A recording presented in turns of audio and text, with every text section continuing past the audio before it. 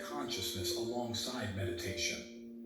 The reason is that meditation brings enlightenment, blossoming, absolute existence. So what more do you need? Considering every human heart, meditation is sufficient. The greatness of the Buddha Shakyamuni encompasses even speaking of compassionate consciousness even before you begin meditation. You should love more, be more compassionate, empathize more. There is a scientific explanation for this. Before a person attains enlightenment, if they have a rich, compassionate consciousness, it's highly likely that after meditation, they will help others attain blessings, stature, praise, similar to what they have achieved. The Buddha Shakyamuni made enlightenment a transformative process. But if one feels they have returned home, why bother others? For the first time, enlightenment became a non-selfish process. The Buddha turned it into a social responsibility. That's a great change, but humans must learn compassionate consciousness before enlightenment. Without learning compassionate consciousness before enlightenment, humans won't learn anything afterward. When humans are too absorbed in themselves, even compassionate consciousness becomes a hindrance to their own joy, causing a disruption that can affect their ecstatic state. That's why there are hundreds of people who attain enlightenment, but only a few become masters. You don't necessarily have to become a master when you attain enlightenment. Becoming a master means you have a rich, compassionate consciousness, and you feel ashamed to enjoy the full beauty of enlightenment alone. You want to help blind people find their way in the dark. Helping them becomes your joy, not a bother. In fact, you become even more excited when you see many others around you also emanating fragrance. You are no longer the only blooming tree in the forest. When the whole forest blooms with you, the joy will be multiplied 1,000-fold. Through your enlightenment, you have created a revolution for this world. The Buddha Shakyamuni not only attained enlightenment, but also initiated a revolution. His concern for the world, for humanity, was vast as the sky and sea. He taught his disciples that when meditating and feeling the stillness, a profound joy would begin to spread within you. Don't hold on to it for yourself. Give it to the whole world. And don't worry, because the more you give, the more you are likely to receive. Giving will have tremendous significance when you know that giving does not take anything away from you. On the contrary, it will multiply your experience. Those who have never known compassionate consciousness will not understand the secret of giving, will not know the secret of sharing. Once, one of the disciples of Buddha Shakyamuni, who was not a monk but devoted himself to Buddha, said, "I will do that, but I want an exception. I will give all my joy, all my meditation, and all my precious possessions inside me to this world, except for my neighbor, because he is truly despicable. Neighbors are always enemies." Buddha Shakyamuni said to the disciple, "Forget about the whole world, just give it to your neighbor."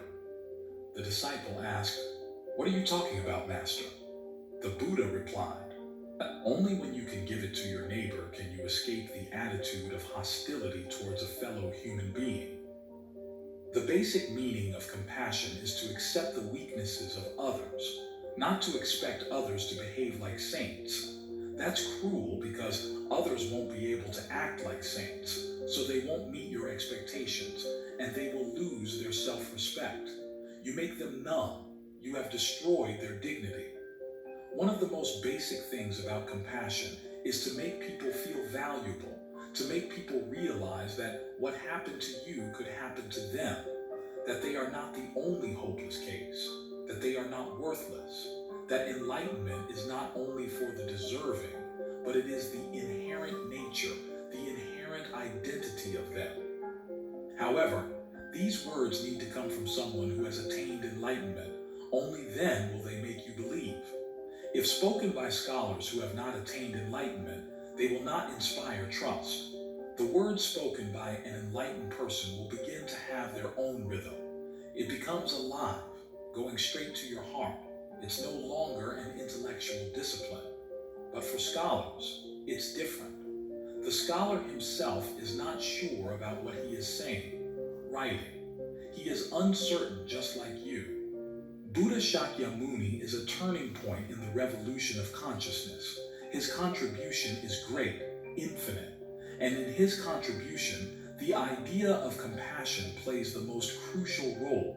But remember that having compassion does not mean you stand above others. Otherwise, you will miss its entire meaning. It will become a journey of the ego. Remember not to embarrass someone by pitying them. Otherwise, behind every word full of pity from you is the humiliation of others. Compassion must be understood because it is mature love. Anyone. Compassion is not a relationship. It's simply your essence. You like to express love for trees, for birds, for humans unconditionally, without expecting anything in return. Let me tell you an interesting story.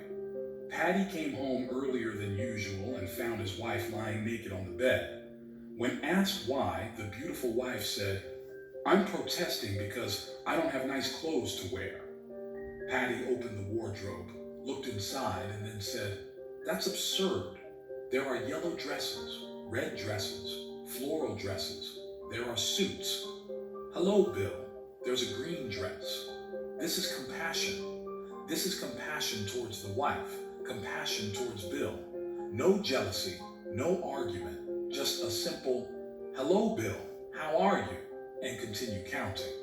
The husband didn't even bother to ask, "What are you doing in my wardrobe?"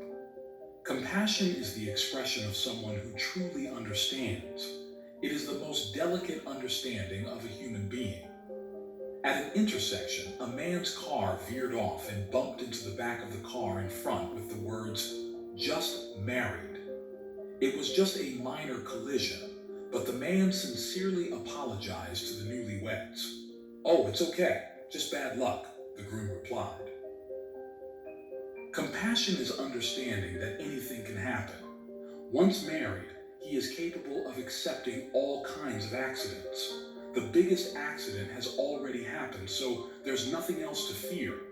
Those with compassion will not be affected by the trivialities of life, by things that can happen at any time. Only then, indirectly, will your compassionate energy be accumulated, crystallized to become stronger and continue to flourish with meditation. Therefore, in the moment when blessings come, when you blend with the light, there will be at least one companion, compassion. And immediately, you will experience a new way of living because now you have enough to wish the world well.